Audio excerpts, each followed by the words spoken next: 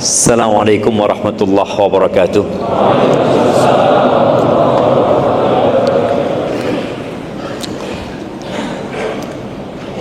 Alhamdulillah alladzi hadana li hadha wa ma kunna linahtadiya laula an hadana Allah. Segala puji bagi Allah Jalla Jalaluh yang telah memberikan hidayahnya kepada kita. Mahal petunjuk itu, syabab. Tatkala Allah membimbing antum untuk dapat membaca Al-Quran, menghatamkan kitab Allah, tatkala Allah memberikan petunjuknya kepada kita sehingga kita bisa sholat malam, kita bisa menundukkan pandangan kita, kita bisa menjaga kehormatan kita, kita bisa berbakti kepada kedua orang tua kita, kita dapat mendidik anak-anak kita dengan baik dan benar. Itu mahal. Tapi kebanyakan kita memandang nikmat itu harta. Kita bisa hadir di majelis ini, antum bisa melaksanakan sholat maghrib. Tidak semua orang bisa sholat maghrib, tidak semua orang bisa datang ke masjid. Tapi Allah Jalla Jalaluh menggerakkan hati kita sehingga kita meninggalkan rumah, melangkah menuju ke rumah Allah Azza wa Jalla. Maka kalau bukan karena petunjuk Allah, kita nggak akan seperti ini. Maka semoga Allah menyempurnakan hidayahnya buat kita di atas Islam, di atas sunnah, dan mati dalam kondisi berserah diri kepada Allah Jalla Jalaluh. Jangan berbangga diri. Standar orang baik itu tatkala mati. Kalau antum mati di atas Islam dan sunnah, ya kita berharap. Tapi kalau sekarang kita harus terus berjuang, memeras keringat, berdoa memohon kepada Sang Pencipta. Nabi Yusuf alaihissalam, ketika keluarganya datang ke Mesir, ayahnya juga ikut. Setelah bertahun-tahun terjadi perbedaan, perselisihan yang mengantarkan kepada perpisahan dan perpecahan di antara Nabi Yusuf dan keluarganya. Akhirnya Allah kumpulkan. Allah ceritakan di surat Yusuf, ya, di ayat 100 Allah mengatakan Jalla Jalaluhu, wa rafa'a abawaihi 'alal 'arsy wa kharru lahu sujjada. Nabi Yusuf mengangkat kedua orang tuanya di atas singgasana dan semuanya sujud untuk Nabi Yusuf. Orang tuanya dan 11 saudaranya. Waqal, lalu Nabi Yusuf berkata, ya abati, hadza ta'wilu ru'yaya min qabl qad ja'alaha rabbi haqqan. Dia mengatakan, wahai ayahandaku, ini takwil mimpi. Ra'aitu ahada asyara kaukaban wasyamsa wal qamar ra'aituhum li sajidin. Aku bermimpi melihat 11 bintang, mentari dan rembulan. Aku melihat mereka sujud. Baik, dalam mimpinya melihat itu 11 bintang bersama mentari dan bulan sujud. Dan terjadi setelah berapa tahun? Setelah beliau dibuang oleh saudara-saudaranya, dijual. Beliau hidup jauh dari orang tua, difitnah oleh seorang wanita, dipenjara bertahun-tahun. Baru Allah wujudkan mimpinya itu. Beliau mengatakan, qad ja'alaha rabbi haqqan. Allah telah menjadikannya sebuah kebenaran, kenyataan. Wa qad ahsana bi. Lihat ya, bahasanya nabi, bahasanya seorang hamba, tidak menisbatkan kebaikan yang dia lakukan kepada dirinya. Dia mengatakan, dan Tuhanku telah berbuat baik kepada aku. Idh akhrajani minas sijn. Ketika Allah mengeluarkan aku dari penjara. Nggak ada bahasa, aku memang nggak salah, aku memang seharusnya keluar. Tidak. Menisbatkan itu nikmat dari Allah. Allah yang mengeluarkan aku dari penjara. Ditambah lagi nikmat Allah, wa jaa bikum minal badu. Dan Allah mendatangkan kalian dari Badui sana. Ini yang berkaitan dengan tema kita hari ini. Min ba'di an nazagha syaitanu baini wa baina ikhwati. Setelah syaitan merusak hubunganku dengan saudara-saudaraku. Nggak ngomong saudara-saudaraku mendolimiku, abang-abangku nggak sayang sama aku, mereka menjual. Lah, beliau mengatakan setelah syaitan, karena memang syaitan penyakit yang membisikkan kepada saudara-saudaraku.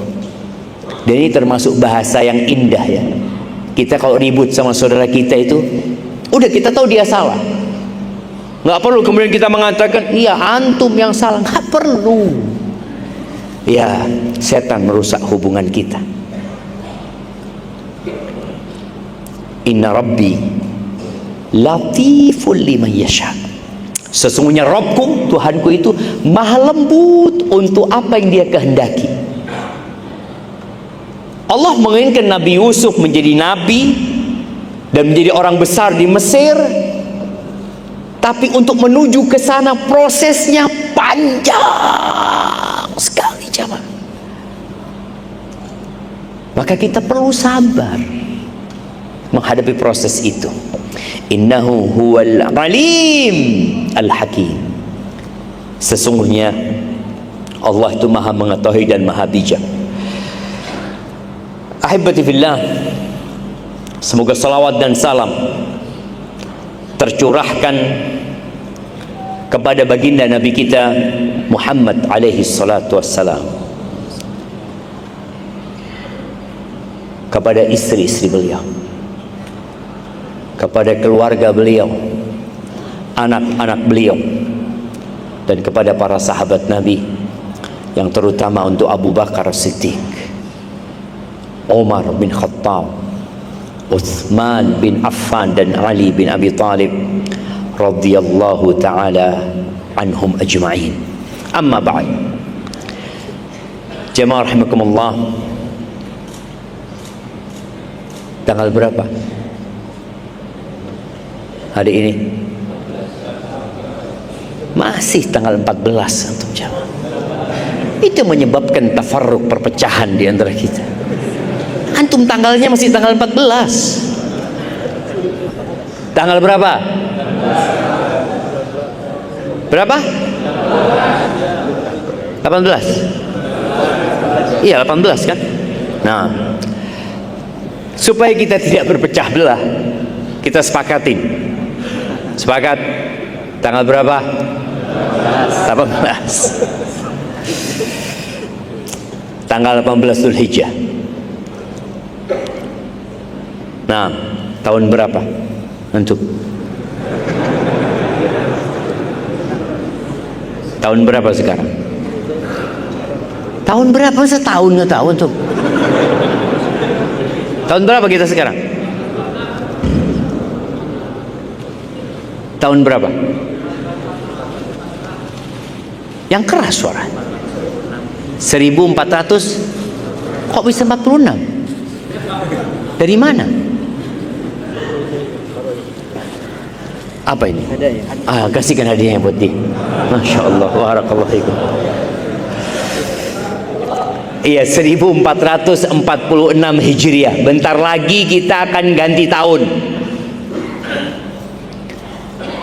Perpecahan yang terjadi di antara umat karena banyak yang meninggalkan pedoman dan pegangan. Tema kita apa? Awas tafarruq. Tafarruq.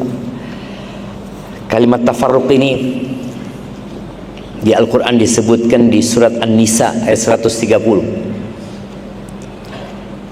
berkaitan dengan suami istri. Suami istri ini dulunya orang lain, kemudian dengan sebuah akad mereka menyatu, berkumpul, tapi ada masalah kemudian mereka berpisah. Tafarruq itu perpisahan. Yang perpisahan mengantarkan kepada insyiqaq, perpecahan, yang biasanya dimulai dengan perselisihan. Khilaf itu ada ikhtilaf, ada khilaf. Ada ikhtilaf, ada khilaf. Biasanya ikhtilaf itu perbedaan, ya perbedaan pendapat. Tapi kalau sudah khilaf biasanya masuk kepada perselisihan. Ikhtilaf itu kadangkala kita tujuannya sama, mau ke Masjid Al-Hayat, yang satu mau lewat timur, yang satu mau lewat barat, tapi tujuannya sama. Tapi kalau khilaf, perselisihan itu tujuannya udah beda biasanya, maka nanti akan mengantarkan kepada perpisahan, nggak ketemu. Setelah itu akan terjadi perpecahan. Tapi di surat An-Nisa ini berkaitan dengan suami istri yang awalnya menyatu, bahkan boleh jadi mereka sudah punya anak-anak yang tumbuh besar, mereka didik bersama, kemudian berpisah. Kata Allah Azza wa Jalla, wa yatafarraqa, kalau keduanya berpisah, nggak lagi menyatu, apa yang harus dilakukan? Yakin bahwa Allah sebagai pemberi rizki. Terkadang orang itu kalau berpisah bingung, gimana Ustaz ya, anak ini cuma ibu rumah tangga. Makanya sebagian orang tua itu mempersiapkan anaknya untuk bekerja, mencari duit, supaya kalau nanti berpisah sama suaminya mandiri. Akhirnya dipersiapkan pernikahannya untuk perpisahan. Enggak. Seharusnya pernikahannya dipersiapkan untuk mawaddah, sakinah, mawaddah dan rahmah, bukan disiapkan untuk tafarruq, untuk terjadinya perpisahan. Allah mengatakan wa yatafarraqa yughnillah kullan min sa'atih. Kalau mereka berpisah, maka Allah akan mencukupi setiap orang itu dari karunia-Nya, dari keluasan nikmat Allah Subhanahu wa taala. Wa kana Allahu wasi'an hakima. Allah itu maha luas karunia-Nya, rahmat-Nya, ya, dan maha bijak.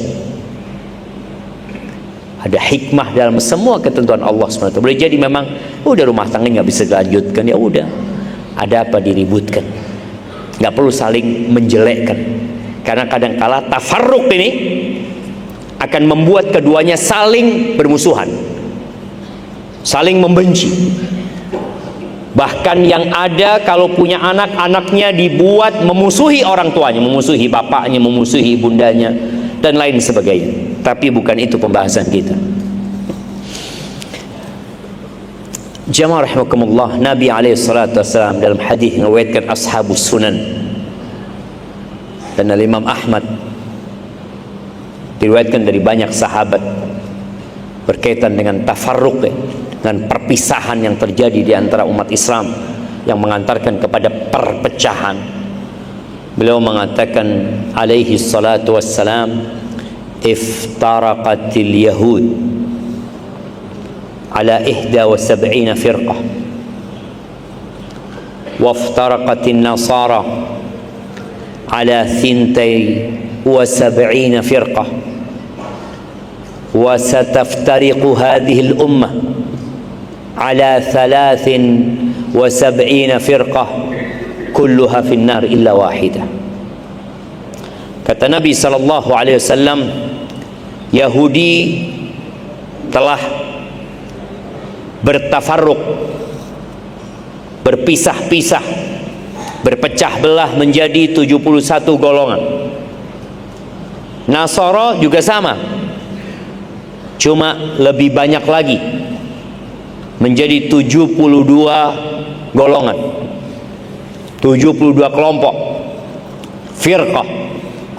Dan umatku ini, kata Nabi SAW, berpecah belah atau akan berpecah belah, akan berpisah di antara mereka, dari yang awalnya 1 menjadi 2, menjadi 3, menjadi 10 kelompok, menjadi 30 kelompok, belum cukup, terus menjadi 60 kelompok, bahkan menjadi 70 plus 3 kelompok. Dan umatku akan berpisah-pisah tadi, berpecah belah menjadi 73 firqah, semuanya di neraka illa wahidah, kecuali 1. Ingat pendapat yang kuat, yang dimaksud dengan umat ini adalah ummatul ijabah. Jadi umat itu terbagi menjadi 2, umatnya Nabi Muhammad SAW, ummatul da'wah wa ummatul ijabah. Umat yang wajib didakwain, berarti semua orang, Nasara, Yahudi masuk dalam ummatul da'wah, karena Rasul sallallahu alaihi wasallam diutus untuk seluruh umat manusia. Adapun ummatul ijabah adalah umat yang merespon dakwah Nabi SAW dan masuk ke Islam. Jadi semuanya di neraka, ingat, mereka tetap umat Islam, bukan jadi kafir. Jadi kelompok-kelompok ini nggak kafir. Kalau kafir bukan umat Nabi Muhammad SAW. Semuanya di neraka kecuali 1, kata Nabi SAW. Siapa yang 1 itu? Antum mengaku termasuk yang 1. Sahih, kita. Oh, dari mana antum? Semua orang mengaku. Jadi yang 72 diancam di neraka. Yang 1 diberi kabar gembira masuk surga.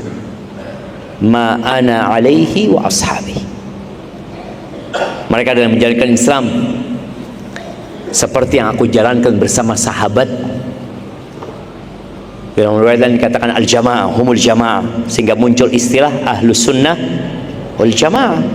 Semua mengaku ahlus sunnah wal jamaah. Ada yang mengaku enggak, saya ahlul bid'ah wal furqah. Jadi kita mengaku sebagai ahlus sunnah wal jamaah. Tapi benarkah antum sebagai ahlus sunnah wal jamaah?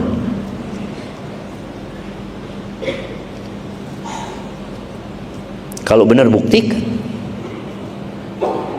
Karena semua orang bisa mengaku. Siapa yang nggak boleh mengaku? Boleh aja tinggal ngomong, bikin status, saya ahlus sunnah wal jamaah. Boleh. Apakah dibawa ke pengadilan antum? Coba, bener nggak antum ahlus sunnah wal jamaah? Enggak. Nanti di yaumil akhir akan tahu benarkah antum ahlus sunnah wal jamaah. Dan sekarang ada timbangan untuk mengetahui kita ahlus sunnah wal jamaah apa enggak. Ya, namanya ahlus sunnah mengamalkan sunnah, dia cinta sama sunnah, mengajak orang kepada sunnah. Dan jamaah dia tidak berpecah belah, dia berusaha untuk menjadikan semua umat Islam saudara dia yang berpegang teguh dengan sunnah Nabi SAW. Ahibati billah, sedih melihat kondisi umat Islam.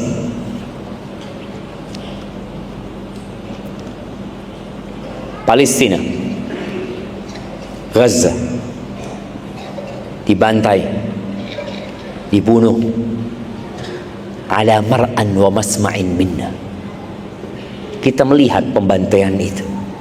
Pembantaian itu bisa dilihat dengan nyata, bukan cerita.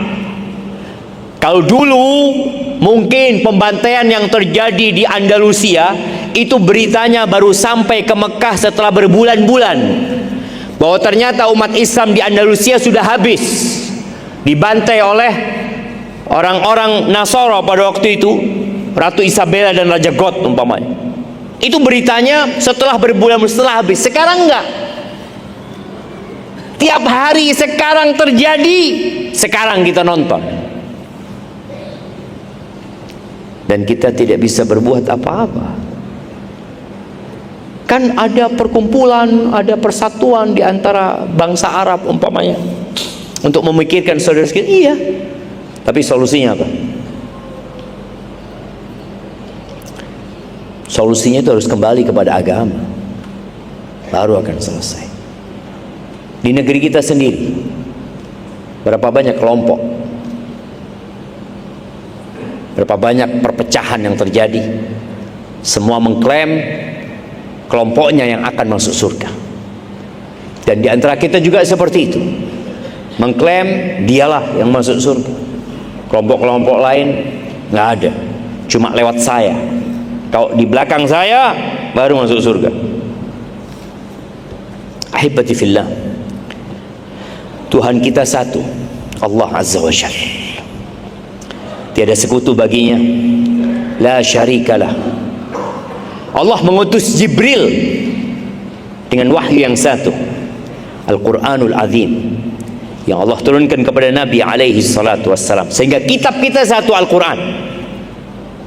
Kemudian Nabi dan Rasul penutup semua Nabi satu, Nabi kita Muhammad alaihi salatu wassalam, yang kita diperintahkan untuk mengatakan dalam setiap salat kita satu atau dua kali, asyhadu an la ilaha illallah wa asyhadu anna Muhammadar Rasulullah, Muhammadan abduhu wa rasuluh. Terus kita katakan itu. Kiblat kita satu. Nih jemaah haji sedang berangkat haji. Ada yang berangkat haji ke Lampung? Nggak ada. Ada yang mungkin hajinya di Afrika?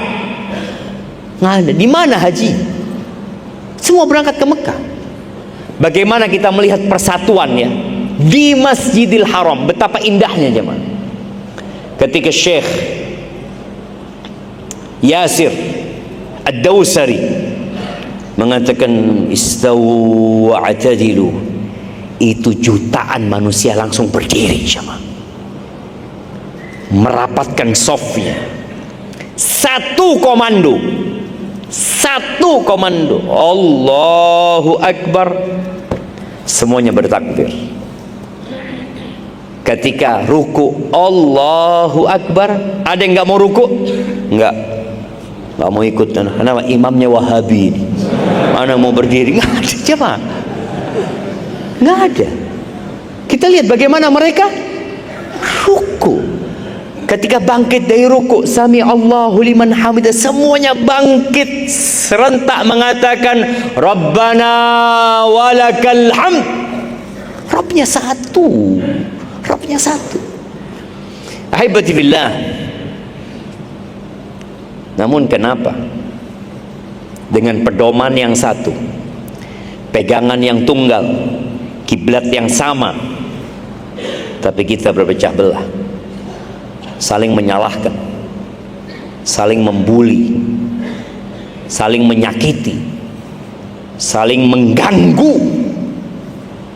bahkan terkadang sampai saling bunuh membunuh.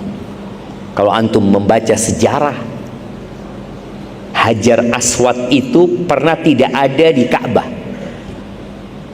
Hajar Aswad itu, antum baca sejarah, anda lupa tahun 200-an berapa ya, kira-kira selama 17 tahun apa 22 tahun 22 tahun insya Allah, Hajar Aswad nggak ada di Ka'bah jemaah. Jadi jemaah umroh, jemaah haji yang biasanya mengusap Hajar Aswad itu nggak ada Hajar Aswadnya. Mau nyium Hajar Aswad nggak ada Hajar Aswad. Ada di mana pada waktu itu? Nah, Siapa yang tahu? Di mana? Dibawa ke Lampung? Ada di mana dulu jamaah? Nah? Di Mesir? Di Irak? Enggak. Irak? Iran? Enggak. Di mana? Di surga? Udah turun.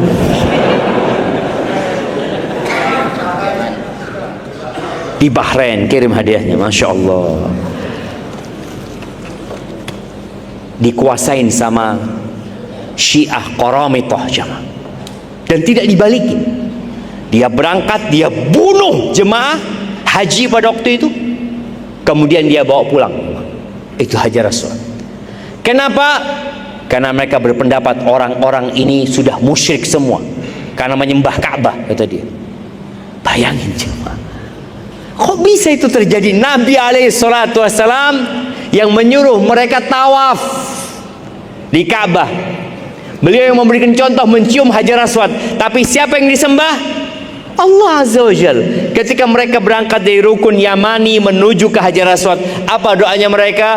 Rabbana atina fid dunya hasanah wa fil akhirati hasanah wa qina adzaban nar. Tapi tadi terjadi penyimpangan yang menyebabkan mereka mengkafirkan umat Islam. Siapa yang membunuh Umar bin Khattab? Angkat tangan. Nah, Abdullah bin Muljam. Beneran tuh, Abu Lu'lu' al-Farisi. Nah, kasih hadiah. Abu Lu'lu' al-Farisi, Majusi dia. Taib, orang kafir. Yang bunuh Umar bin Khattab orang musyrik ya. Siapa yang membunuh Ali bin Abi Thalib?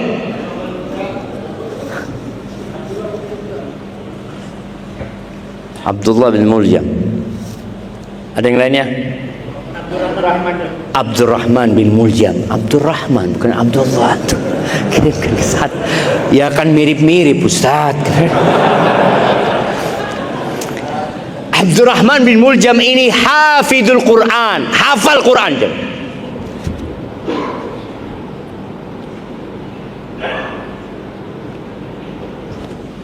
Hafal Quran. Kok bisa dia bunuh Ali bin Abi Thalib? Menantunya Rasul sallallahu alaihi wasallam, sepupunya Nabi alaihi salatu wassalam, yang dijamin masuk surga karena pemikiran yang menyimpang, dia bunuh. Sebelum dibunuhnya Ali, Utsman sudah dibunuh sama orang-orang Khawarij itu. Maka tadi ketika orang sudah bermasalah di pemahaman dia, maka akan terjadi perselisihan, kemudian perselisihan mengantarkan kepada perpecahan. Ahibati fillah, kemudian perpecahan semakin banyak, semakin banyak, semakin banyak, dan entah sekarang ada berapa firqah. Sebagian ulama menyampaikan kayaknya sudah terkumpul 73 itu. Ada yang mengatakan belum, ada yang mengatakan lebih banyak dari itu sebenarnya, tapi intinya ya 72 tadi. Allah Azza wa Jalla berfirman di surat Al-Anbiya ayat 92. Allah mengatakan, inna hadhihi ummatukum ummatan wahidah wa ana rabbukum fa'budun. Sesungguhnya agama tauhid ini, nih agama tauhid, umat ini adalah agama yang satu, adalah umat yang satu. Wa ana, kata Allah, dan aku adalah Rabbukum, Tuhan kalian, Rabb kalian, sembahlah aku, gitu. Seharusnya tatkala orang mentauhidkan Allah Azza wa Jal, maka insya Allah akan terjadi persatuan. Kalau bicara solusi utama perpecahan yang menyebabkan umat Islam menjadi lemah, yang menyebabkan umat Islam melihat saudaranya di Palestina dibunuh, dibantai, dan tidak bisa berbuat apa-apa karena ada permasalahan dalam tauhid mereka. Jadi kalau mau menyamakan soft, harus disamakan dulu hatinya, samakan dulu tauhidnya. Rasulullah sallallahu alaihi wasallam, beliau mengumpamakan umat Islam ini seperti tubuh yang satu. Antum, nah, jumlah umat Islam berapa? Ya, berapa jumlah umat Islam? Berapa? Satu. Jumlahnya, jumlah umat Islam di dunia ini berapa? Ya banyak lah, banyak. Berapa banyak itu? Berapa? 2 miliar. Dengar dari mana antum? Kasihkan. Antum banyak baca Quran tuh. Nah, kasih Quran. 2 miliar jamaah. Banyak sekali. Di Indonesia ada berapa juta? Mungkin 230, 240 juta umat Islam itu. Banyak sekali. Beliau mengatakan, mathalul mu'minin, permisalan orang-orang beriman. Beriman ya, pokoknya dia beriman saudara kita, tapi bajunya lain Ustaz. Apa? Warnanya merah bajunya. Mau warnanya merah, hijau, biru, kuning, apapun warnanya. Ingat, selama muslim dia saudara. Mathalul mu'minin, perumpamaan orang-orang beriman, fi tawaddihim wa ta'atufihim wa tarahumihim kamathalil jasadil wahid. Permisalan umat Islam ini dalam cinta mereka, dalam kasih sayang mereka, dalam kepedulian mereka, itu seperti satu jasad, satu tubuh. Jadi 2 miliar umat Islam ini seperti satu tubuh. Idza ishtaka minhu udwun tada'alahu sa'irul jasadi bis-sahari wal humma. Apabila ada satu organ yang sakit, maka semua tubuhnya akan fokus ke yang sakit itu. Panas, demam. Demam itu bukan sakit ternyata. Demam itu dalam rangka mengobatin yang sakit. Ada yang sakit ini, maka dampaknya itu seluruh tubuhnya berusaha untuk memberikan perlindungan kepada yang sakit ini. Kalau dokter menjelaskan itu, karena anak bukan dokter ya, dokter menjelaskan bagaimana tubuh itu merespon kalau ada yang sakit Ustaz. Jadi demam Ustaz. Makanya orang minum obat itu bukan untuk menghilangkan demam, tapi untuk menurunkan panas, karena memang diperlukan panas tubuh itu untuk mengobati yang sakit. Bisa nggak bisa tidur, mikirin yang sakit ini. Padahal yang sakit ujung jempolnya, tapi matanya nggak tidur. Ujung jempolnya yang sakit sama dokter dipegang apa? Dahinya. Kok panas antum, kata dia. Dicari mana yang sakit. Oh, ketemu ujung jempolnya, ternyata ada apa? Biasanya yang di ujung jempol itu yang apa? Cantengan. Dibayangin tuh jemaah. Dicari-cari sama dokter, ternyata masalahnya di ujung jempol. Masalahnya di situ ada penyakit. Tapi bagaimana tubuh kita merespon hal itu, jemaah? Ana mau tanya sama antum. Antum sudah duduk bareng di Masjid Al-Hayat ini dari sejak sebelum sholat maghrib. Antum sudah kenal nggak dengan yang di kanan dan di kiri antum?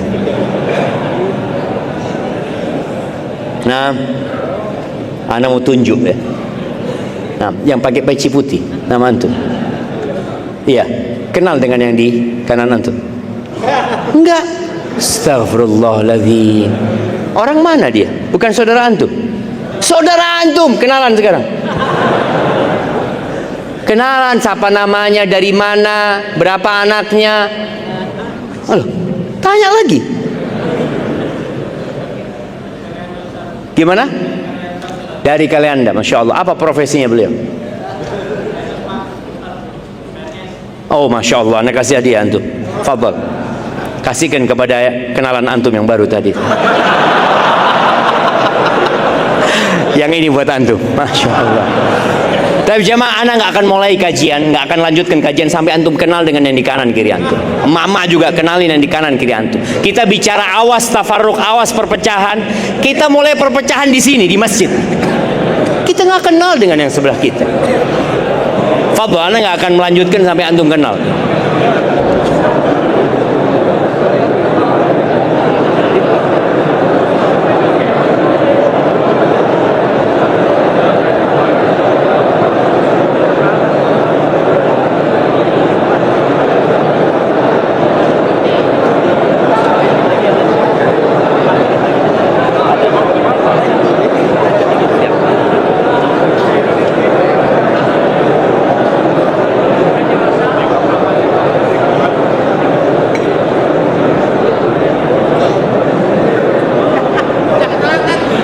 Ibu-ibu juga ya, tolong kenalan. Tolong kenalan. Tak kenal maka tak sayang. Benar itu loh jamaah. Baik, ana mau tanya. Apa keutamaan antum tadi berjabatan tangan sama saudara antum? Siapa yang mau jawab? Nah, antum. Menggugurkan dosa. Kenapa antum dari tadi nggak menggugurkan dosa antum? Kasihkan kepada beliau. Bayangin, antum salaman aja, kenal nggak kenal, ahlan wa sahlan. Kata Nabi SAW nih, kalau bicara awas tafarruq ya. Ketika Nabi pertama datang ke kota Madinah, Nabi SAW mengatakan, ayyuhan nas afshus salam. Karena ini datang orang baru nih, datang orang baru dari kota Mekah, yang dia nggak punya rumah, nggak punya pekerjaan, yang boleh jadi dipandang akan menjadi beban buat orang-orang yang ada di Madinah. Maka Nabi SAW mengatakan afshus salam, tebarkan salam. Kemudian wa'at imut ta'am, berbagilah makanan kalian. Ini bicara awas tafarruq. Ketika antum udah ucapkan salam, kasih hadiah, kemudian wasilul arham, sambung rahim kalian, wasallu bil lail wan nasu niyam, kalian sholat di malam hari pada waktu orang-orang tidur, kalian akan masuk surga dengan selamat. Salam aja kayak gitu jemaah, akan menghilangkan kedengkian, akan menghilangkan permusuhan. Pokoknya antum kemanapun, ke masjid manapun, ketemu orang Islam apapun bajunya, assalamualaikum. Waalaikumsalam. Adapun berjabatan tangan ada fadilah tersendiri. Ma min muslimaini yaltaqiyan, tidaklah dua muslim yang saling berjumpa, fayatasafahan, kemudian saling berjabatan tangan, dapat apa? Illa tahat dzunubuhuma, melainkan dosa-dosanya akan berguguran sebagaimana bergugurannya daun dari pohon di musim gugur. Apakah antum berpikir salaman tadi antum itu bid'ah? Bid'ah Ustaz. Kok bid'ah sih? Sunnah. Salaman itu sunnah kapan? Ketika berjumpa. Maka dari tadi antum duduk berjumpa nggak salaman, antum bid'ah. Kenapa berjumpa kok nggak salaman? Dan berapa banyak teman-teman kita yang kemudian nggak ngaji lagi di Masjid Al-Hayat gara-gara sama antum dicuekin. Antum dapat dosanya. Iya, dia datang ya, dilihat nggak ada jenggotnya, ini orang mana? Allah yahdi jamaah, Allah yahdi jamaah. Wallahi saudara kita muslim datang mau ngaji. Emak-emak juga kadang kala datang, akhwat-akhwat mungkin dia ya udah mau pakai kerudung. Alhamdulillah jamaah. Tapi kita dengarkan azan dulu jamaah. Nah, sebelum ada ini ada pengumuman darurat untuk mobil yang parkir di rumah, mobil jamaah yang parkir di sekitar rumah, mohon untuk segera bisa dipindahkan ya, karena ada beberapa dari warga perumahan yang mengeluhkan rumahnya terhalangi jalannya.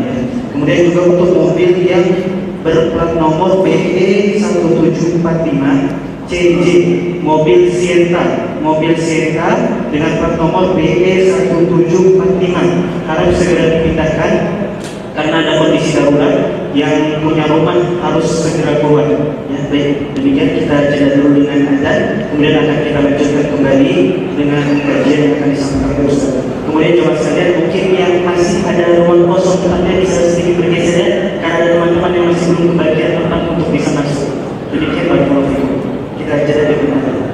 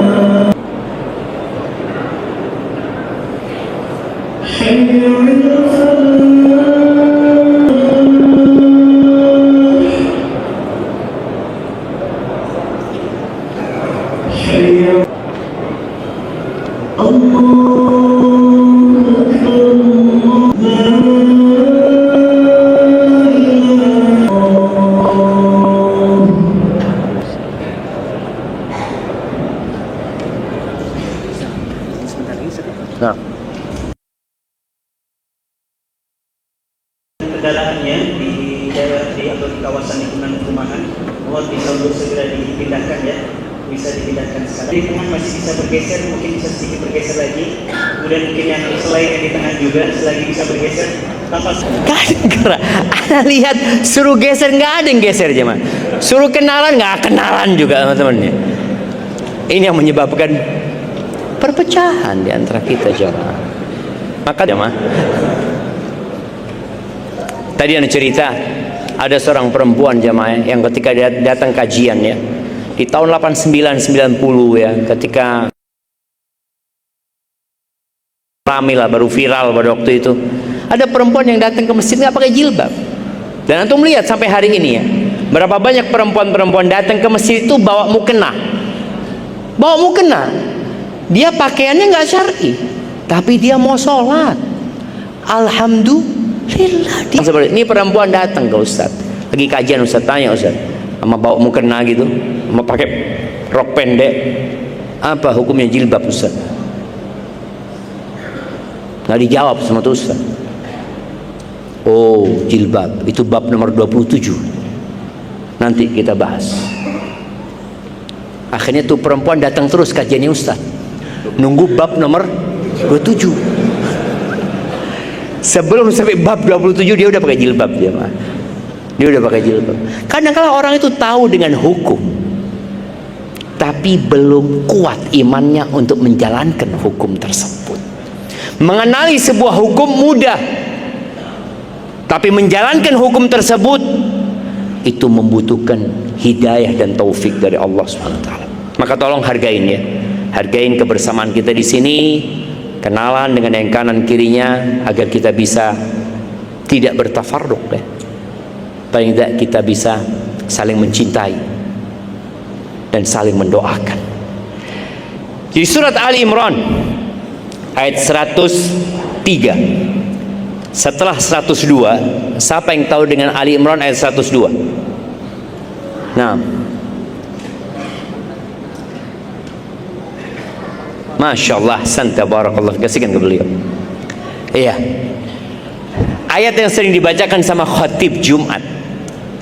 Ya ayyuhalladzina amanu taqullaha haqqa tuqatihi wa la tamutunna illa wa antum muslimun. Wahai orang-orang iman, orang-orang beriman, bertakwalah kalian kepada Allah dengan sebenar-benarnya takwa, dan janganlah kalian mati kecuali dalam kondisi Islam. Di ayat selanjutnya 103 ada perintah Allah bagaimana menjaga ketakwaan, bagaimana mencapai tingkat takwa yang hakiki. Apa kata Allah? Wa'tasimu bihablillahi jami'an wa la tafarraqu. Kata Allah, dan berpeganglah kamu semuanya kepada tali Allah, yakni kepada agama Allah Subhanahu wa taala semuanya ya, dan janganlah kamu bercerai-berai.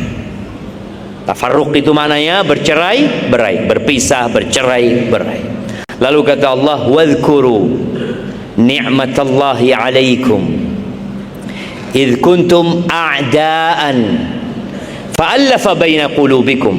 Ingat ya, kata Allah, dengan nikmat yang Allah berikan kepada kalian, di mana dahulu kalian saling memusuhi. Jadi sebelum datangnya Islam, bagaimana orang-orang Ansor di kota Madinah itu perang tidak ada habisnya. Ada dua kabilah besar di sana. Yang dua kabilah besar ini sebenarnya asal muasalnya kakak beradik, Aus dan Khazraj. Dan kita semua yang ada di masjid sini asalnya satu, Nabi Adam alaihissalam. Kemudian ada Hawa. Kemudian setelah itu muncul anak keturunannya, lalu habis. Manusia itu sempat habis. Kapan? Di masa Nabi Nuh alaihissalam. Yang mana semua manusia yang ada sekarang ini adalah keturunannya Nabi Nuh. Jadi kalau antum ditanya, antum keturunan siapa? Oh, saya keturunan Nabi. Betul jemaah? Atau antum nggak mau jadi keturunan Nabi? Enggak lah, anak nggak mau ngaku-ngaku Ustaz. Antum keturunan Nabi. Nabi siapa? Nabi Nuh dan Nabi Adam alaihissalam. Kita keturunan Nabi jemaah. Ketika Haji Wada berkumpul tuh seluruh umat Islam dari berbagai penjuru Jazirah Arab ya. Islam pada waktu itu ya masih di Jazirah Arab, tapi sudah sampai ke perbatasan dengan Syam, sudah ada di perbatasan dengan Irak ya, sudah sampai itu. Nabi SAW di depan 100.000 umat Islam, beliau mengatakan, ala kullukum min Adam wa Adam min turab. Ingat, kalian semua dari Adam, dan Adam itu tercipta dari tanah. Ala la fadla li arabin ala ajami, wala li ajamin ala arabi, wala li abyad ala aswad, wala li aswad ala abyad, illa bittaqwa. Ingat ya, kata Nabi SAW, Orang Arab itu tidak lebih baik daripada orang Ajam. Orang Ajam juga tidak lebih mulia daripada orang Arab. Yang putih, antum lihat, sebagian kita putih, sebagian kita agak gelap dikit lah. Nah, ada yang kuning, macam-macam kulit. Orang putih tidak lebih baik daripada orang hitam. Yang hitam tidak lebih baik daripada orang putih, kecuali dengan takwa kepada Allah Azza wa Jalla. Maka Nabi mengingatkan mereka agar jangan sampai perbedaan menyebabkan perceraian, perbedaan menyebabkan perpecahan. Enggak, ada hal yang berbeda di antara kita. Antum suku Jawa, yang ini suku Sumatera, yang ini suku mana, tapi ingat semuanya satu. Ketika kita tahu satu, seharusnya bersatu. Maka kalau kita membaca ayat-ayat di Al-Quran yang memerintahkan kepada persatuan, itu lebih sedikit daripada ayat-ayat yang melarang perpecahan. Jadi ayat-ayat Al-Quran yang melarang tafarruq, perpecahan, perpisahan, perceraian, itu lebih banyak daripada ayat yang memerintahkan kepada persatuan. Kenapa? Karena hukum asalnya satu memang. Hukum asalnya semua satu dari Adam. Bicara agamanya satu, kiblatnya satu, nabinya satu, kitabnya satu. Terus kenapa antum berpisah? Maka Allah mengatakan wa'tasimu bihablillahi jami'an wa la tafarraqu. Jangan berpecah belah, jangan bercerai-berai.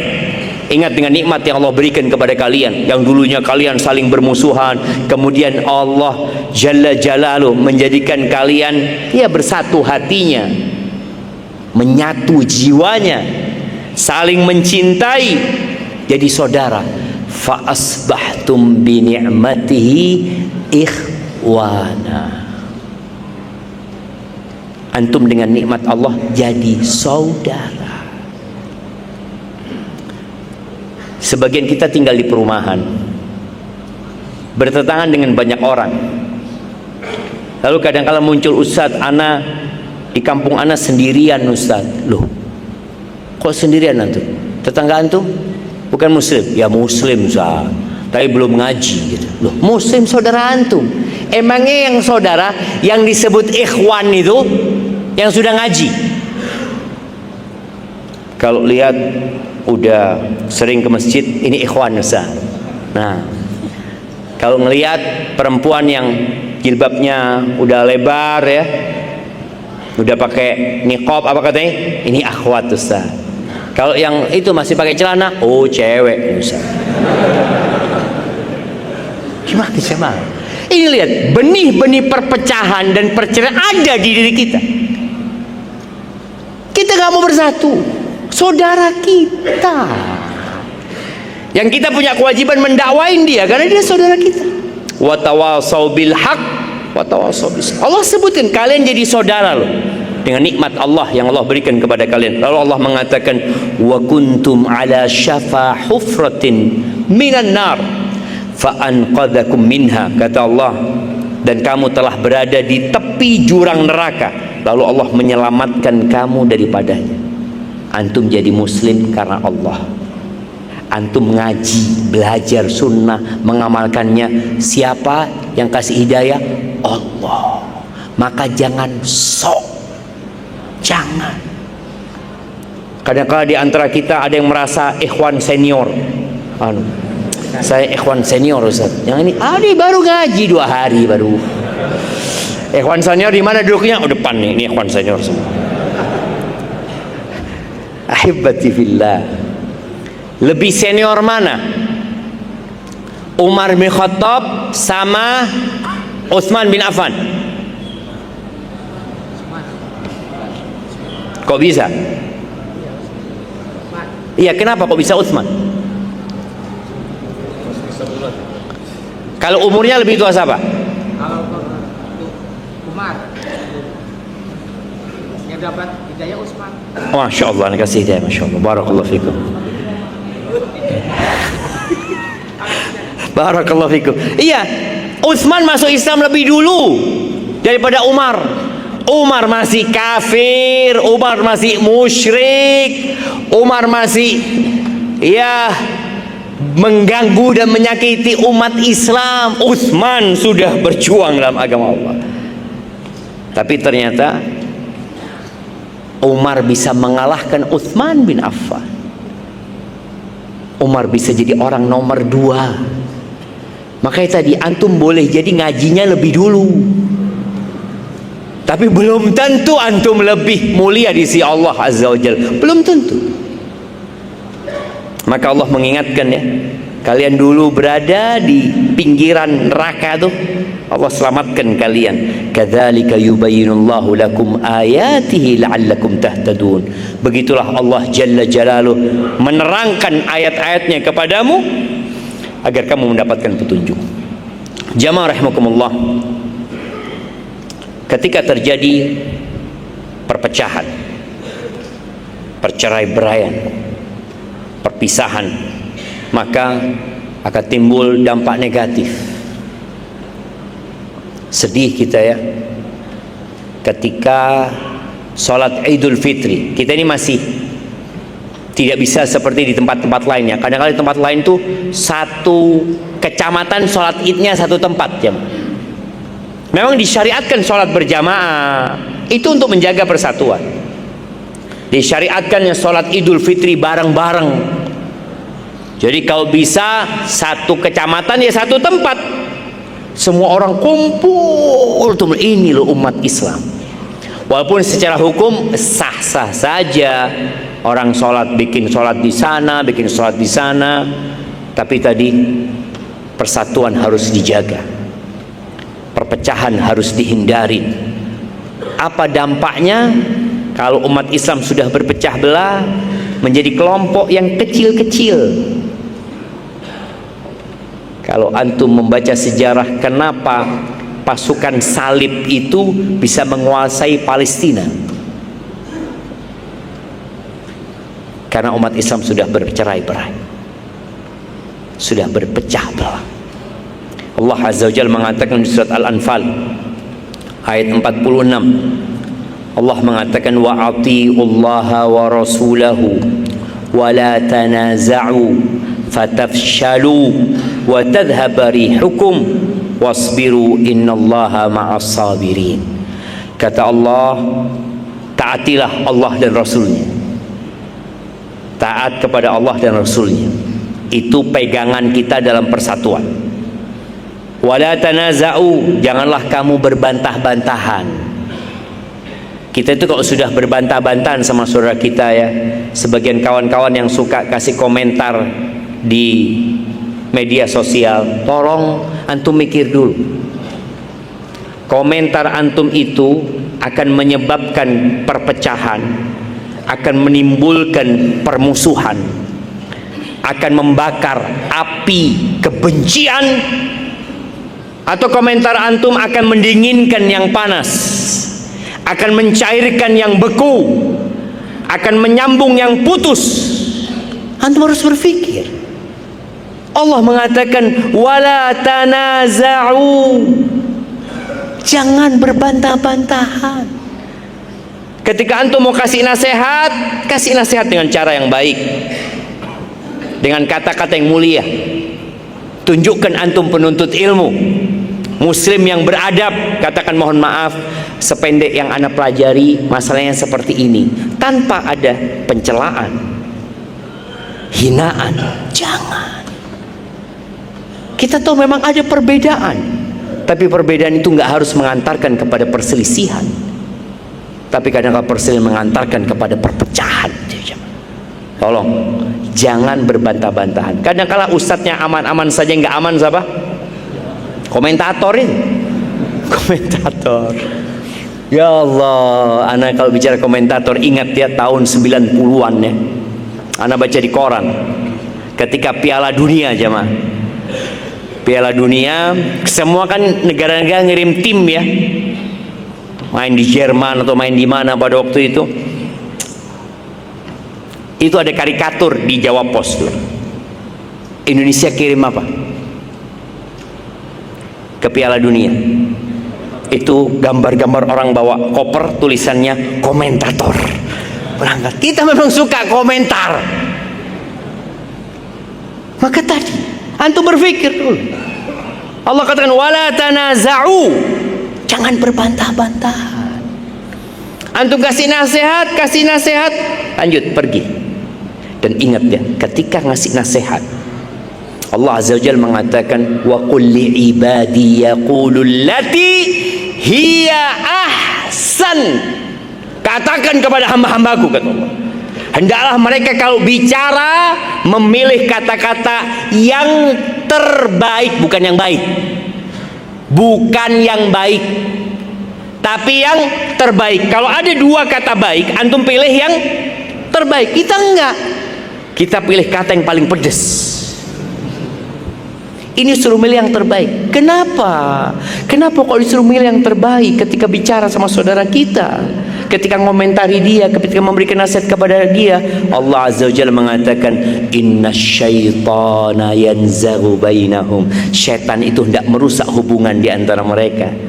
Maka ingat Nabi Yusuf sama sekali tidak ngomong kepada keluarganya, iya bang kalian zalim dulu sama aku. Nggak ada. Yang dikatakan iya setan yang merusak hubungan kita. Kenapa kita tidak mengatakan itu? Wala tanaza'u fatafshalu. Kenapa kalau kalian saling berbantah-bantahan, hal itu akan menyebabkan kamu menjadi gentar. Wa tadhhaba rihukum, hilang kekuatan kalian. Tadi umat Islam yang jumlahnya 2 miliar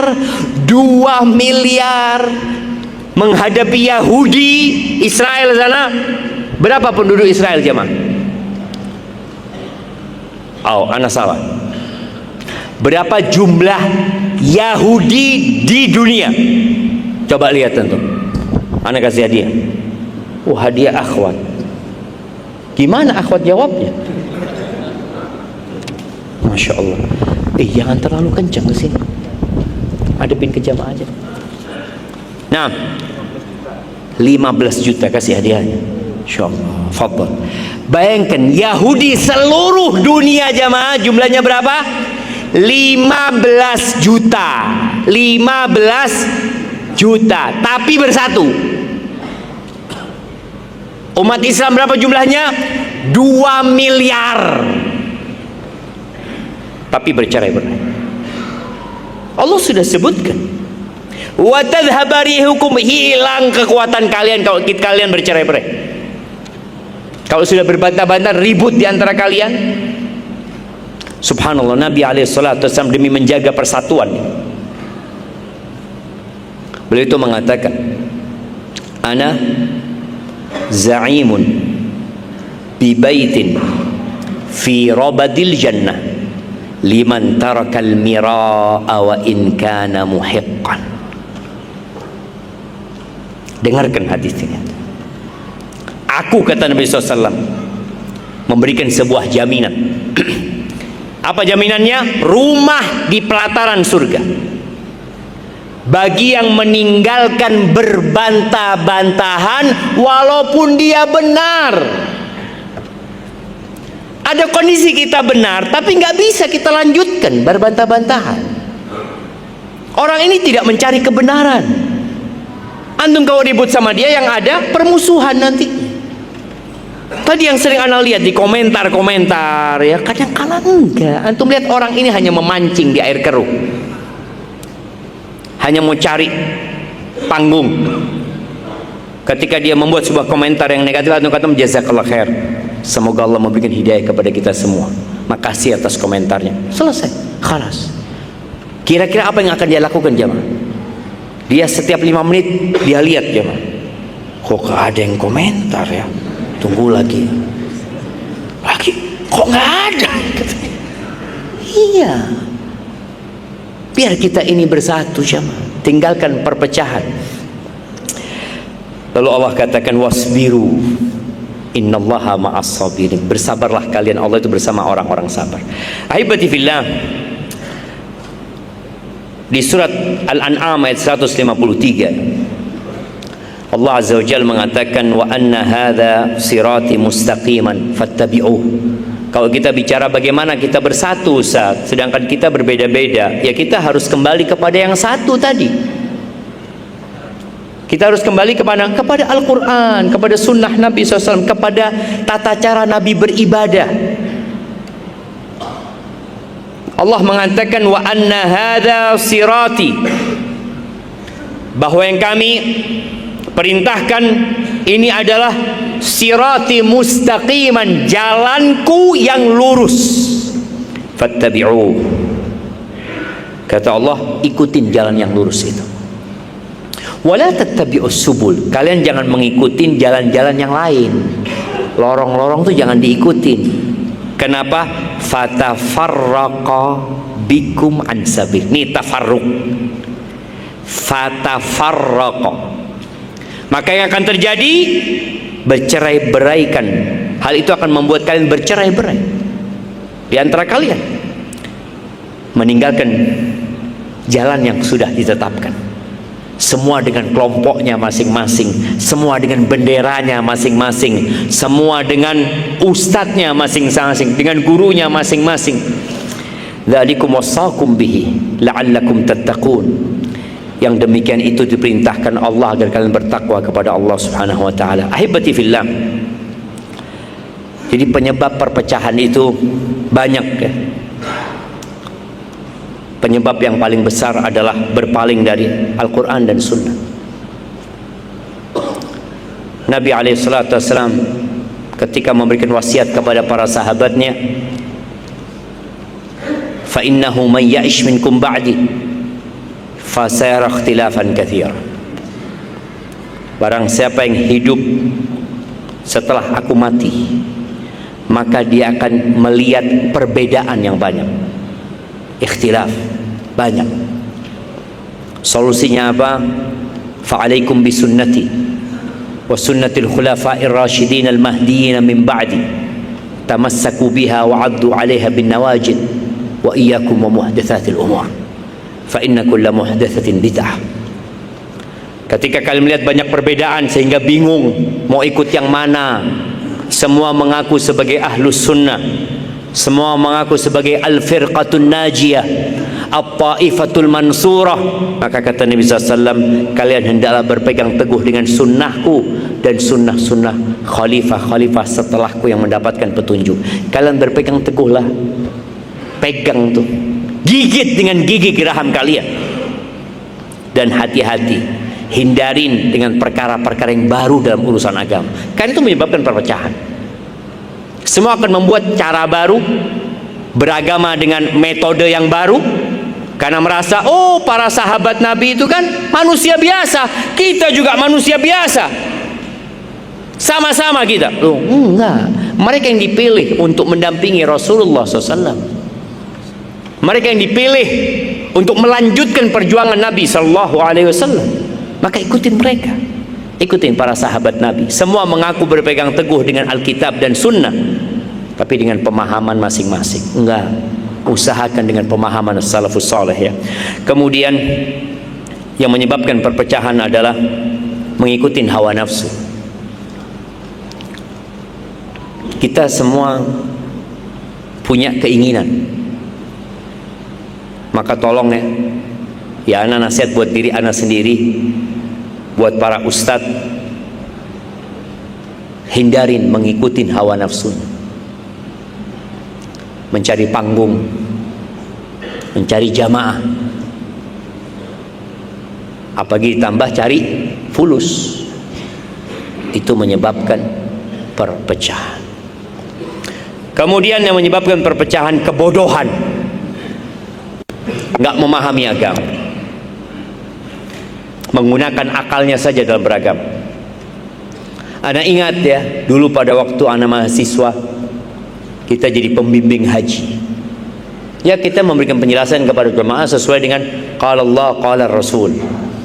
Kadang-kala kita sebutkan ucapan para sahabat ya, para ulama. Itu jamaah tanya, Ustaz, ana lihat dari tadi Ustaz nyampaikan firman Allah, sabda Nabi SAW, ucapan para sahabat. Mana pendapatnya Ustaz? Jadi kita itu diminta untuk punya pendapat yang menyelisihi itu jamaah.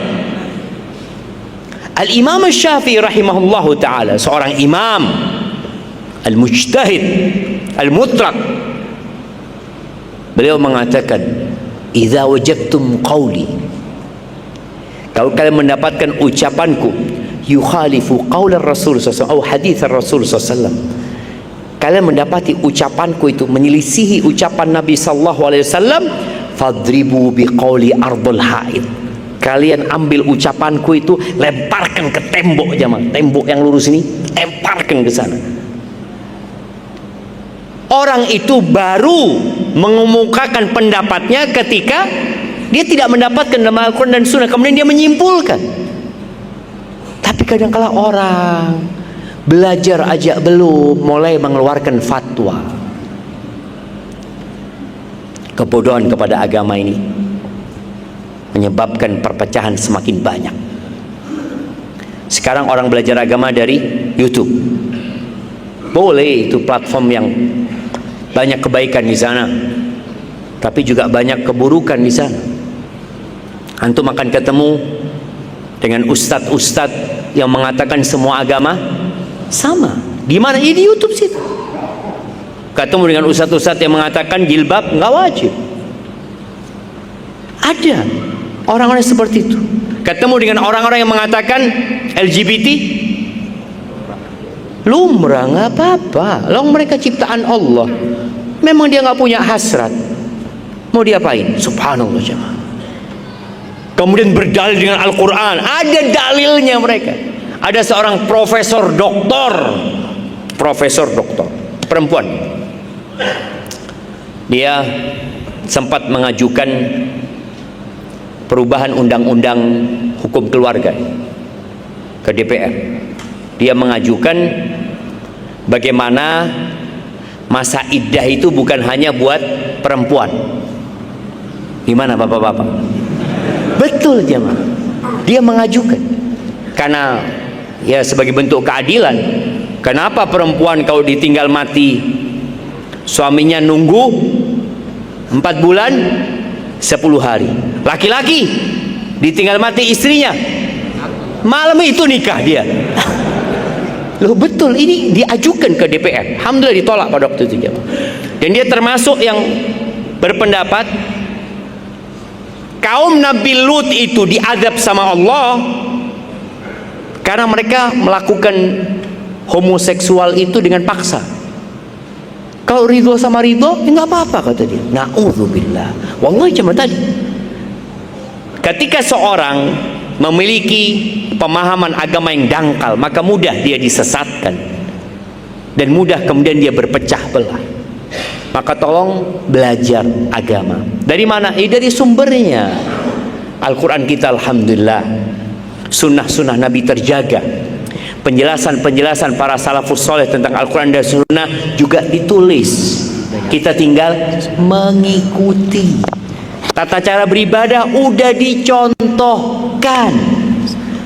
Quran ini tidak turun di sebuah gunung kemudian diambil, enggak. Quran turun di hati Nabi Muhammad sallallahu alaihi wasallam. Kemudian beliau sampaikan kepada para sahabatnya. Lalu beliau contohkan bagaimana mengamalkan perintah-perintah yang ada di sini. Ada sebagian kelompok yang menyebutkan dirinya Qur'aniyin.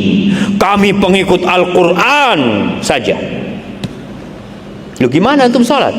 Oh kalau itu kan contoh dari Nabi SAW. Loh iya, kenapa?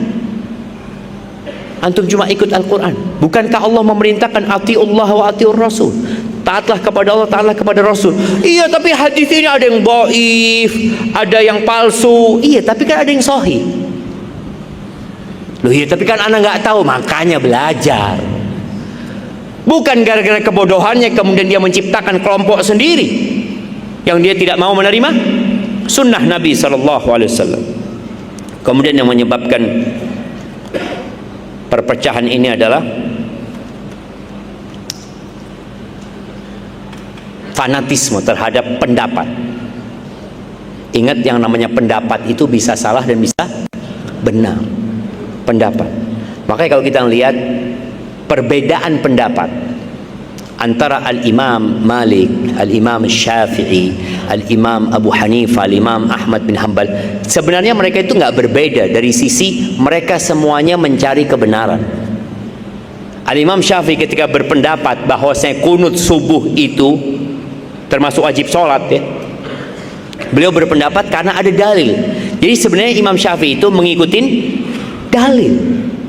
Al-Imam Ahmad tidak kunut subuh. Kenapa? Ikut dalil juga. Cuma mereka berpendapat bahwasanya dalilnya nggak sahih. Jadi tatkala ada perbedaan pendapat yang memang ada ruang untuk berbeda, tolong jangan fanatik di sana. Hargain pendapat orang lain. Dihargain. Tadi ada permasalahan-permasalahan yang memang ada ruang untuk berbeda. Tapi ada permasalahan yang nggak boleh kita berbeda di situ. Jangan berbeda. Nggak ada dalilnya, tapi yang ada cuma pendapat akalnya. Enggak. Maka tetap ada ruang untuk berbeda, kita berlapang dada. Sebagian orang nggak mau sholat kalau imamnya kunut. Subuh lihat kunut, enggak, anak pindah masjid. Kenapa antum pindah masjid? Anak mau ke Al-Hayat saja. Al-Hayat, kunut enggak Al-Hayat? Enggak. Iya, anak Al-Hayat. Sebelah kunut, ya Allah jamaah. Akhirnya yang di sana juga nggak mau. Ini kunut nggak Al-Hayat? Enggak mau anak. Ini yang menyebabkan perpecahan. Jadi ada hal-hal yang memang ada ruang untuk berbeda. Ya udah, hargain pendapat orang lain. Hargain. Tapi kalau sudah terjadi ta'assub dengan pendapat ya, bukan dengan dalil tapi dengan pendapat, maka kita akan berpecah belah. Sebagian orang nggak mau sholat kalau imamnya tidak menjaharkan bismillah. Ada jemaah haji. Jemaah haji ini pulang dari haji karena dia selama 40 hari sholat itu nggak pernah dengar imamnya baca bismillah, disirkan. Akhirnya dia pulang, biasa di kampung. Di kampung itu kalau pulang haji disuruh jadi imam. Fadal, Bapak haji. Jadi imam dia. Allahu Akbar. Dia baca bismillah, bismillah. Alhamdulillahi rabbil alamin. Kayak di Mekah gitu jemaah. Selesai sholat jamaahnya nggak sah sholat kita ini. Karena orang kampung ini nggak kayak dulu, nggak kayak sekarang ya. Sekarang orang kan nonton di TV ya. Dulu nggak ada YouTube wala apa jemaah. Mereka nggak tahu orang kampung. Nggak sah. Kenapa? Antum nggak baca bismillah tadi. Ana baca bismillah pelan gitu loh. Enggak sah. Al-Fatihah itu sama bismillah kata dia. Ulangin lagi sholatnya. Mau ngulangin sholatnya siapa? Kata dia, kalau antum ngulangin berarti kalau nanti haji ngulangin terus antum sholatnya.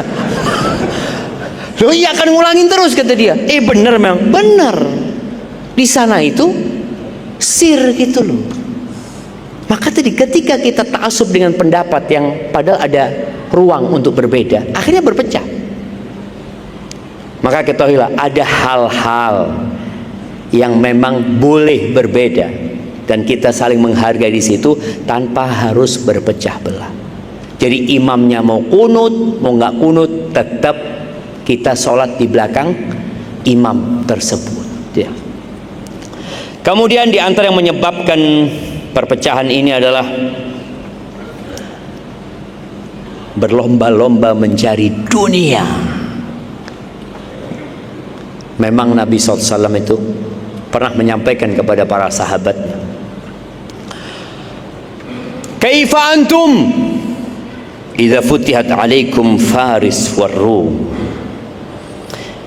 Kira-kira kalian akan jadi orang seperti apa apabila Persia dan Romawi ditaklukkan? Tempatnya fulus itu di sana tuh. Romawi dan Persia. Kalau di Arab apa sih?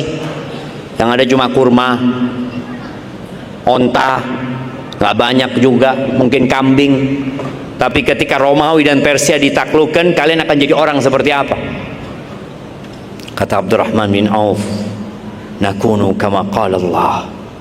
Kita akan jadi seperti orang yang Allah firmankan. Bagaimana orang yang taat, bertakwa kepada Allah ya, menjadikan harta itu di jalan Allah. Apa kata Nabi SAW? Awa ghaira dhalik. Kayaknya nggak kayak gitu kata Nabi SAW. Kalian akan tatanafasun. Kalian akan bersaing. Thumma tatahasadun. Setelah bersaing, kalian akan saling hasad. Kita pun terjadi. Kita lihat ikhwan itu maju ya, atau gimana, kita kemudian sakit hati ya. Kita nggak suka dengan nikmat yang Allah berikan ke sana. Kadangkala sesama ustadz pun ada nggak hasad di antara ustadz? Ada nggak?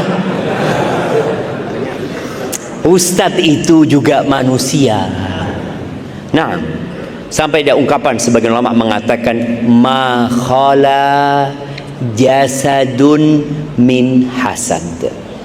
Nggak ada tubuh yang selamat dari hasad, nggak ada.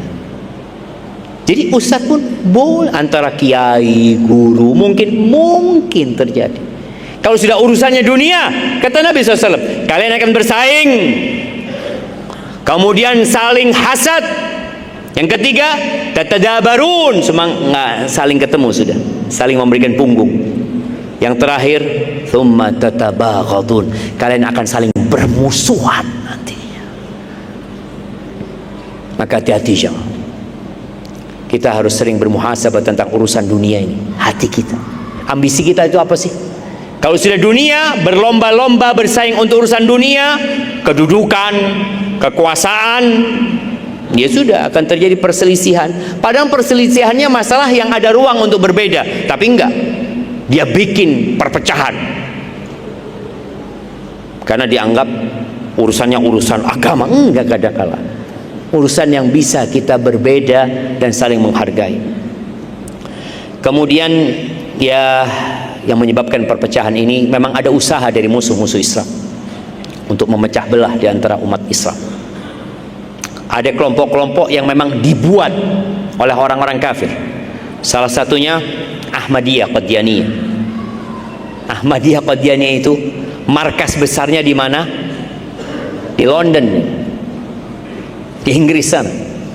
Jadi diciptakan kelompok ini memang di India pada waktu itu, India Pakistan ya, ketika dijajah oleh Inggris, bagaimana melemahkan semangat jihad umat Islam, dibentuk itu dan didanai, punya TV di sana ya, di London. Itu termasuk ya usaha dari mereka untuk memecah belah umat Islam.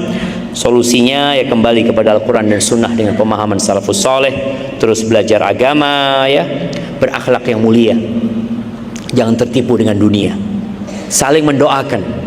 Boleh jadi ada kawan kita, ada ustadz kita mungkin ya, kalau kita lihat dia mungkin punya pendapat yang nggak sesuai ya, doakan, datang tabayun, tanya gitu. Boleh jadi memang pendapat itu ya boleh dalam agama gitu loh. Jangan sampai menyebabkan perselisihan. Jadi perbedaan itu jangan sampai menyebabkan perselisihan ketika memang ada ruang ya. Berakhlak yang mulia, selalu berbaik sangka sama saudara kita. Jangan menuduh fulan cinta dunia, jangan macam. Cari kedudukan, cari kekuasaan, cari panggung. Lah, doakan dia. Jangan mencela orang lain ya. Karena terplesetnya dia dalam kemaksiatan. Boleh jadi memang, tapi jangan dicela. Didoakan. Boleh jadi suatu saat antum dikasih ujian yang sama dengan dia dan antum gak selamat. Barakallahu fiik, itu mungkin yang dapat ana sampaikan pada kesempatan kali ini. Dan semoga Masjid Al-Hayat cepat selesai. Berapa kali anda datang ke sini belum selesai jamaah? Nah, barakallahu fiikum. Nah, kita masuk ke sesi tanya jawab. Mungkin ada beberapa.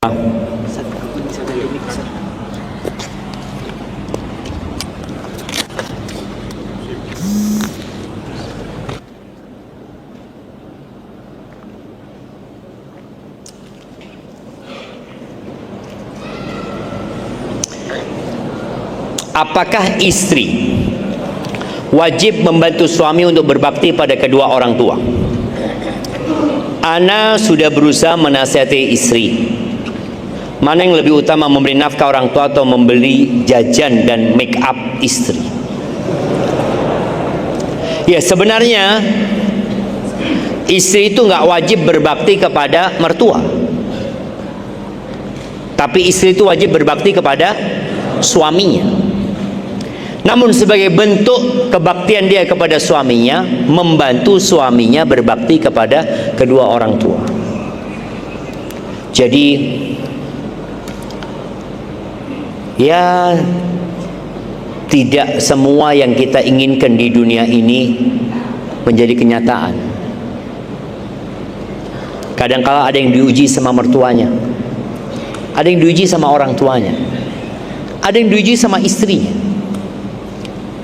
Bagaimana sekarang supaya istri ini membantu antum? Maka antum berikan perhatian lebih kepada istri, berikan kasih sayang kepada istri. Ajak istri sholat malam, ajak istri baca Quran bareng, ajarkan kepada dia tentang keutamaan berbuat baik.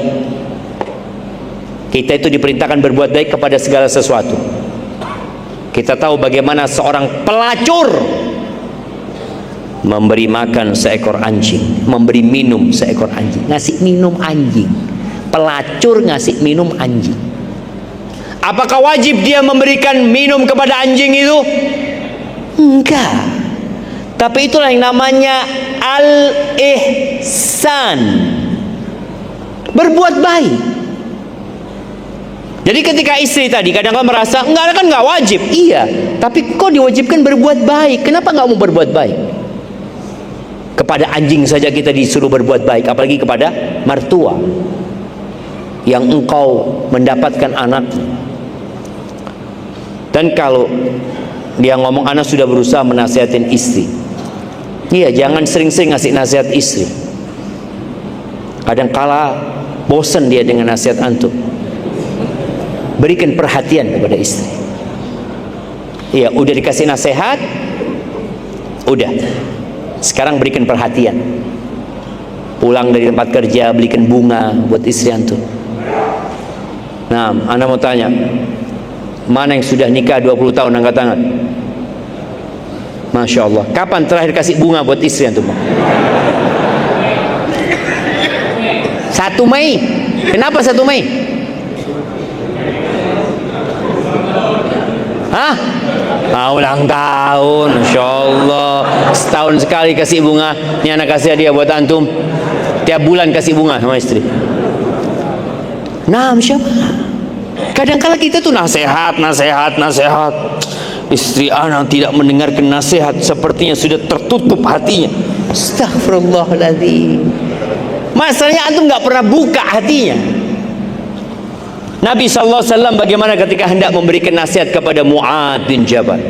Ini juga ya, cara memilih kata-kata ketika memberikan nasihat penting supaya tidak terjadi perceraian nanti. Katakan kepada istri antum, wallahi inni uhibbu. Nabi SAW mengatakan kepada Mu'adz bin Jabal, demi Allah aku cinta kepadamu. Kepada Abu Dzar, demi Allah aku cinta kepadamu. Baru kasih nasihat. Maka tadi antum berikan nasihat, kemudian kau bicara memberi nafkah orang tua atau memberi jajan dan make up untuk istri. Yang pertama bicara nafkah, maka lebih wajib kepada istri. Bicara nafkah ini sandang, pangan, papan yang memang menjadi kebutuhan pokok istri. Adapun yang lainnya boleh jadi kebutuhan sekunder, maka tatkala itu antum berikan nafkah kepada orang tua. Wajib memberikan nafkah kepada orang tua. Setelah istri kasih, antum kasih nafkah kepada orang tua kalau orang tua nggak mampu. Cuma tadi perempuan itu paling seneng sama suami yang royal, jemaah. Betul ibu-ibu?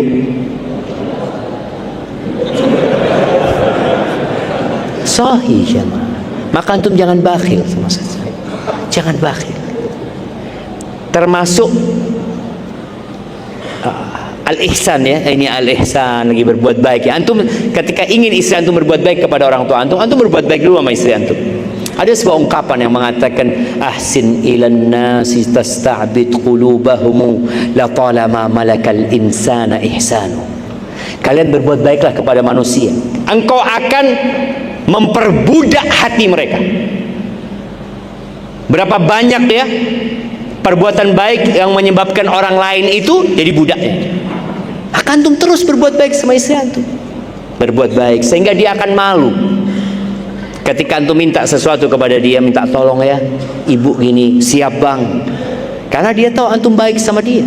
Tapi kalau antum bakhil sama dia, baru ngasih kalau diminta, itu bang minta ini bang, tunggu ya, mau sholat istikharah dulu. Sholat istikharah.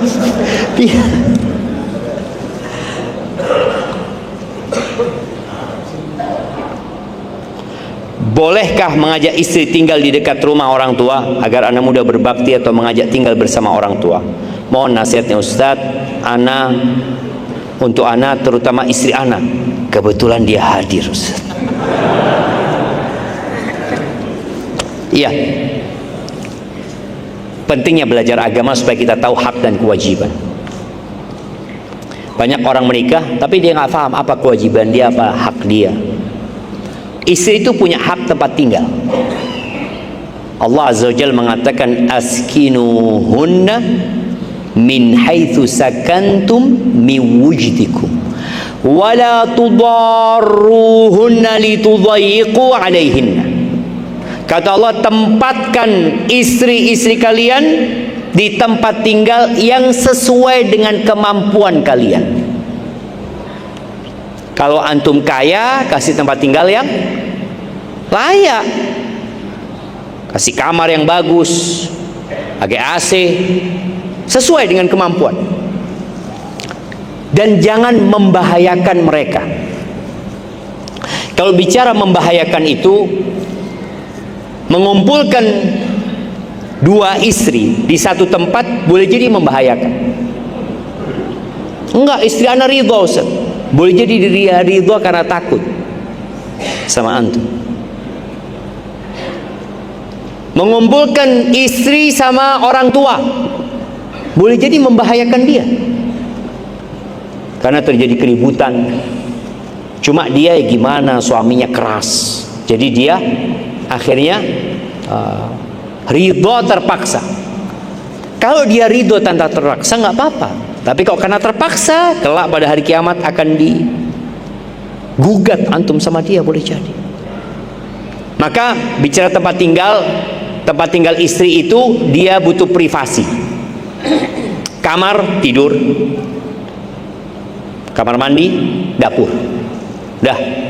Artinya minimal seperti itu. Mau dekat sama orang tua nggak apa-apa, mau kumpul sama orang tua nggak apa-apa, tapi dia punya privasi sendiri. Sebenarnya dia nggak kumpul sama orang tua, dia masak sendiri. Karena kadang-kala banyak keributan terjadi di mana? Di dapur sama mertua itu. Yang namanya menantu baru belajar masak, dilihat sama mertuanya, masak apa? Ya Allah, anakku nggak suka itu. Lihat, iya, tapi suamiku suka makananku. Ini anaknya, ini suaminya. Maka tolong memang perlu dapur sendiri-sendiri. Jadi buat istri, usahakan nurut sama suaminya. Wajib dia taat apabila haknya diberikan, dia tidak dizalimin. Ketika dia dikasih tempat privasi, dekat sama mertua, sehingga suami bisa berbakti sama orang tuanya, alhamdulillah. Tapi istri anak nggak mau Ustaz, tetap mau tinggal jauh Ustaz. Padahal ibu anak nggak ada yang ngerawat anak. Ya bismillah, antum cari istri lain yang mau ngerawat ibu antum. Boleh nambah istri jemaah. Boleh nggak? Semangat bapak-bapak. Boleh kalau antum bisa berlaku adil. Kalau enggak, jangan.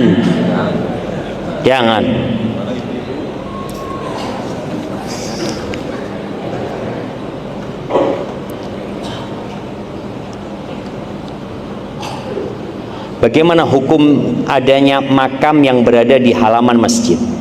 Mohon penjelasan. Apakah boleh sholat di masjid tersebut? Ya ahibati fillah. Kuburan itu tidak di masjid. Masjid itu juga tidak di kuburan. Banyak orang berdalih itu Masjid Nabawi. Ada kuburan Nabi SAW. Nabi SAW itu dikuburkan di rumahnya, bukan di masjid, di rumahnya Nabi SAW. Maka Al-Imam Nawawi ketika menjelaskan tentang kuburan Nabi SAW itu masuk ke bagian masjid, tapi tetap dipisahkan dari masjid, dipisahkan. Maka sampai hari ini nggak ada orang yang bisa ngelihat kuburannya Nabi SAW, nggak ada. Dilapisin 3 tembok. Yang tembok pertamanya itu tertutup, nggak ada apa? Nggak ada jendelanya, nggak ada pintunya, dan dibuat segi 5 menghadap ke kiblat supaya orang nggak sholat menghadap ke kuburan. Jadi hendaklah antum sholat di masjid yang nggak ada kuburannya. Tapi kalau memang nggak ada masjid, kecuali masjid yang di halamannya ada kuburan tapi bukan di dalam masjid, insya Allah sholatnya masih sah ya. Walaupun sebagian ulama memakruhkan hal itu ya, karena dikhawatirkan nanti akhirnya kita minta-minta sama yang di kuburan. Hadza wallahu alam shawab. Ana merasakan dan melihat secara langsung ketika berbeda manhaj dalam Islam seperti berhadapan bermusuhan dengan orang kafir. Nah itulah tadi yang Anda sampaikan. Kadangkala kita ini bagi. Jadi di antara yang menyebabkan perpecahan itu juga berlebih-lebihan dalam menyikapi sesuatu. Boleh jadi saudara kita memang ya nggak paham, nggak ngerti. Boleh jadi dia merasa itulah yang benar. Maka perlu adanya diskusi aja. Tetap ada watawasau bil haq, watawasau bis sabr. Ingat, para ulama menyebutkan bahwasanya la inkara, tidak ada pengingkaran dalam masalah yang boleh berbeda pendapat di dalamnya. Nggak boleh kita mengingkari yang disebut masalah khilafiyah. Tapi ingat, tidak semua khilaf itu diterima. Tapi masalah-masalah yang memang ada perbedaan pendapat dan boleh ada ruang untuk berbeda di sana, nggak boleh kita mengingkari. Yang boleh adalah berdiskusi, menyampaikan, coba kita bahas kembali masalah ini. Antum kan nggak setuju, Anda setuju gitu loh dengan masalah ini. Coba diskusi, tapi tidak dengan mengingkari ya. Ini untuk masalah-masalah yang ada ruang untuk berbeda.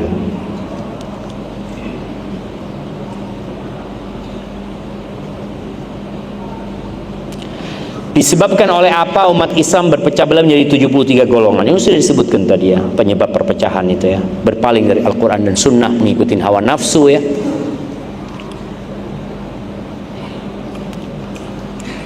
Apakah umat Islam yang tersesat dan bagaimana cara? Adakah umat Islam yang tersesat dan bagaimana cara menanggulanginya? Ya, kalau tersesat ya banyak tadi disebutkan. Kita lihat bagaimana umat Islam yang mengikuti pendapat-pendapat yang tidak ada dasarnya dari Al-Quran dan Sunnah. Kita melihat seperti itu. Solusinya apa? Ya kita doakan mereka dan kita mendakwain mereka. Afwan, ana ingin bertanya mengenai status pernikahan. Karena ada sepupu istri. Nah ini juga, orang menikah itu harus ada ilmunya, supaya dia tidak menzalimin pasangan. Afwan, ana ingin bertanya mengenai status pernikahan. Karena ada sepupu istri yang sudah lama bercerai, mungkin lebih dari 3 tahunan, dan ana belum tahu pasti kenapa waktu itu bercerai. Karena waktu itu ana belum menikah. Yang ingin ana tanyakan, bukankah jika sudah bercerai, si wanita harus menikah dengan pria lain dulu baru bisa rujuk? Tapi mereka sudah rujuk dan sekarang sudah punya anak lagi. Bagaimana hukum anak dalam pernikahan tersebut? Nah ini kan, Allah Azza wa Jalla mengatakan at-talaqu marratan fa imsakun bima'rufin aw tasrihum biihsan. Kata Allah Azza wa Jalla, talak, cerai yang boleh rujuk itu 2 kali. Jadi kalau tadi mereka sudah bercerai 3 tahun, mau bercerai 10 tahun, tapi masih 2 kali bercerai, bisa rujuk? Nggak bisa rujuk. Iya betul, nggak bisa rujuk. Yang bisa nikah baru. Jadi rujuk itu adalah untuk kembalinya suami kepada istrinya dalam masa iddah. ketika dalam masa iddahnya sang suami datang ke istrinya, aku merujukmu, selesai. Tapi kalau 3 tahun, maka nggak bisa rujuk, yang bisa nikah baru. Tapi kalau sudah cerai 3 kali nggak bisa, kecuali perempuan itu nikah sama orang lain. Maka tadi ini boleh jadi sepupu istri antum ini ya bukan cerai yang ketiga, cuma umur perceraiannya sudah 3 tahun. Mereka rujuknya bukan rujuk, tapi nikah baru. Itu nggak apa-apa yang seperti itu. Tapi pertanyaan terakhir jamaah, bagaimana ketika kita sengaja menjauh?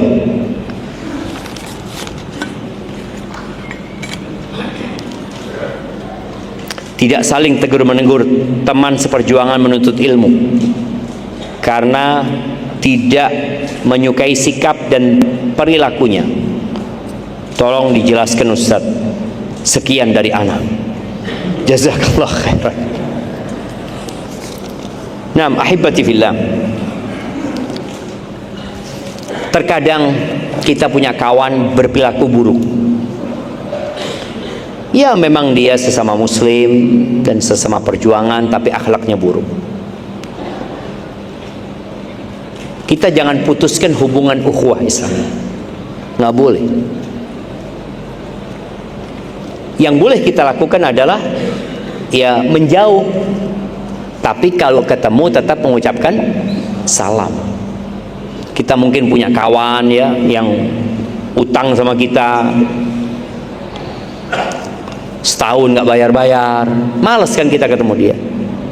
Bahkan ada sebuah arahan, kalau antum punya kawan yang nggak antum sukai, antum utangin fulus dia, insya Allah nggak ketemu antum lagi dia yang menjauh karena takut ditagih sama antum, seperti itu. Jadi tadi kalau memang kita punya kawan yang akhlaknya buruk, ya kita jangan bersahabat sama dia, tapi tetap bersaudara. Bersahabat tidak, bersaudara tetap. Karena persaudaraan kita sama dia adalah persaudaraan karena agama ya. Tapi kalau untuk bersahabat kayaknya enggak usah, anak takut terpengaruh sama dia, ya enggak ada masalah. Kita ketemu, assalamualaikum ya, ahlan sahlan.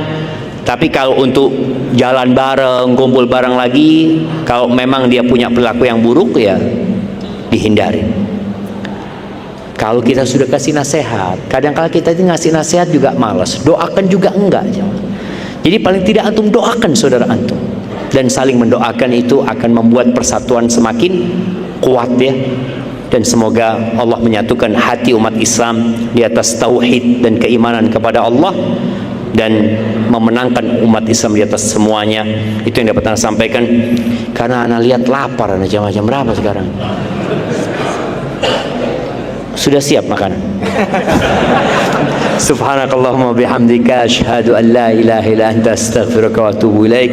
Assalamualaikum warahmatullahi wabarakatuh.